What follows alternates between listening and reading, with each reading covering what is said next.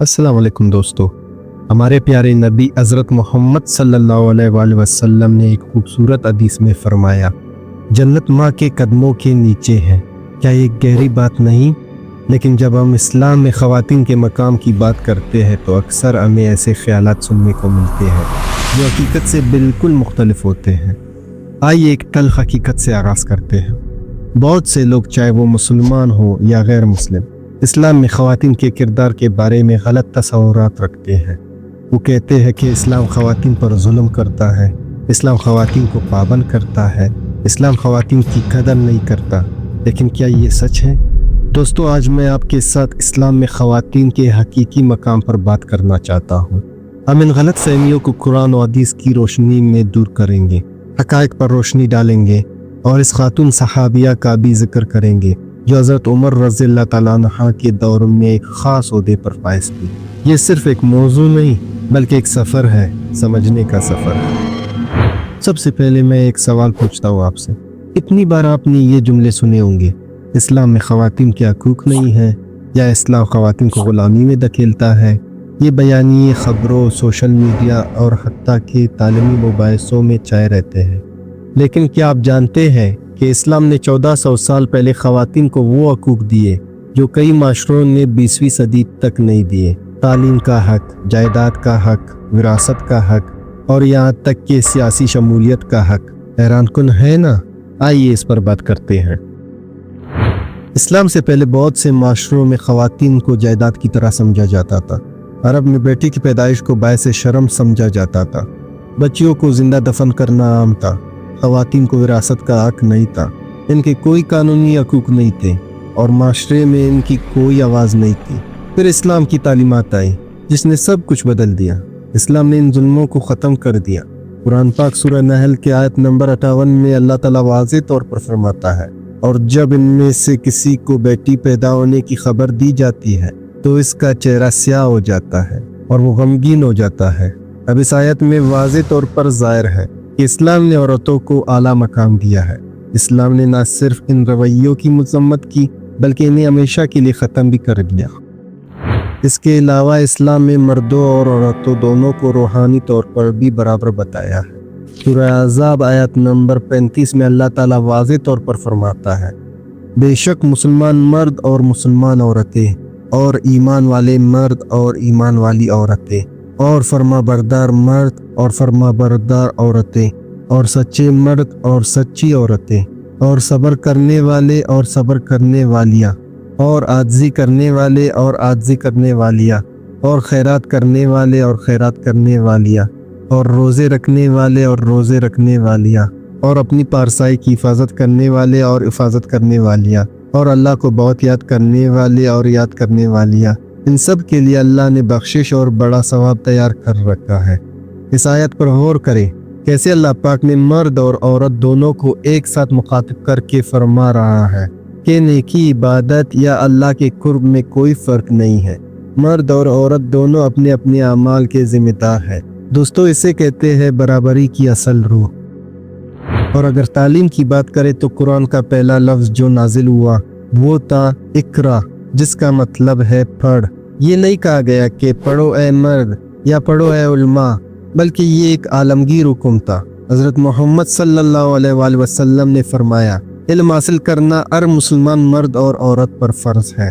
اس کی ایک شاندار مثال حضرت عائشہ رضی اللہ تعالیٰ عنہا ہے جو نبی کریم صلی اللہ علیہ وآلہ وسلم کی زوجہ تھی۔ وہ صرف ایک عالمہ ہی نہیں بلکہ ایک معلمہ، فقیہ اور مورخ بھی تھی۔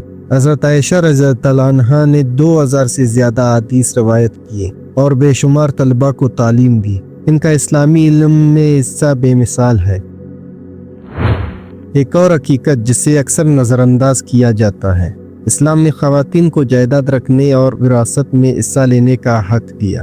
اس دور میں جب خواتین کو خود جائیداد سمجھا جاتا تھا، تب اسلام نے عورتوں کو بھی جائیداد میں حصہ بنا کر دیا۔ قرآن پاک کے سورہ نساء آیت نمبر 7 میں اللہ تعالیٰ واضح طور پر فرماتا ہے، مردوں کے لیے اس مال میں سے وراثت کا حصہ ہے جو ماں باپ اور رشتہ دار چھوڑ کر گئے، اور عورتوں کے لیے اس میں سے حصہ ہے جو ماں باپ اور رشتہ دار چھوڑ کر گئے۔ مال وراثت تھوڑا ہو یا زیادہ، اللہ نے یہ مقرر حصہ بنایا ہے۔ حضرت خدیجہ رضی اللہ تعالیٰ عنہا اس کی بہترین مثال ہے، جو نبی اکرم صلی اللہ علیہ وسلم کی پہلی زوجہ تھی۔ وہ نہ صرف ایک کامیاب تاجر تھی بلکہ شادی سے پہلے نبی کریم صلی اللہ علیہ وسلم کی اجر بھی تھی۔ ذرا سوچئے، 7ویں صدی کے عرب میں ایک عورت کا کامیاب کاروبار چلانا کتنا بڑا کارنامہ تھا۔ اب آئیے خواتین کے خاندانی کردار کی بات کرتے ہیں۔ اسلام ماں کے کردار کو بے حد عزت دیتا ہے۔ نبی کریم صلی اللہ علیہ وسلم نے اس بات پر زور دیتے ہوئے فرمایا، تمہاری ماں، تمہاری ماں، تمہاری ماں اور پھر تمہارا باپ۔ اس کے علاوہ بیٹیوں کے طور پر خواتین کو رحمت کا ذریعہ بتایا۔ ایک حدیث میں نبی کریم صلی اللہ علیہ وسلم نے فرمایا، جو شخص 2 بیٹیوں کی پرورش کرے یہاں تک کہ وہ بالغ ہو جائے، وہ میرے ساتھ جنت میں ہوگا۔ اور بیوی کے طور پر خواتین کو قرآن پاک میں شوہر کے لیے لباس قرار دیا گیا ہے اور شوہر کو بیوی کے لیے۔ یہ مثال باہمی محبت، تحفظ اور عزت کو ظاہر کرتی ہے۔ ایک اور عام موضوع جو ہمیشہ سرخیوں میں چھایا رہتا ہے، حجاب۔ بہت سے لوگ اسے جبر کی علامت سمجھتے ہیں، لیکن لاکھوں مسلمان خواتین کے لیے یہ ان کی مرضی اور شناخت کا اظہار ہے۔ قرآن پاک مردوں اور عورتوں دونوں کو حیا اپنانے کا حکم دیتا ہے۔ سورہ نور میں مردوں کو پہلے اپنی نظریں نیچے رکھنے کا حکم دیا گیا ہے اور اس کے بعد عورتوں کی حیا کا ذکر آتا ہے۔